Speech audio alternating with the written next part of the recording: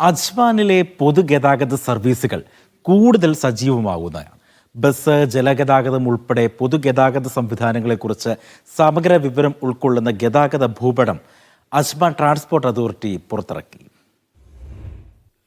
Bus service റൂട്ടുകളും സ്റ്റോപ്പുകളും തിരിച്ചറിയുന്നതിന് പ്രത്യേക നിറങ്ങളാണ് പുതിയ മാപ്പിൽ ഉൾപ്പെടുത്തിയിരിക്കുന്നത്.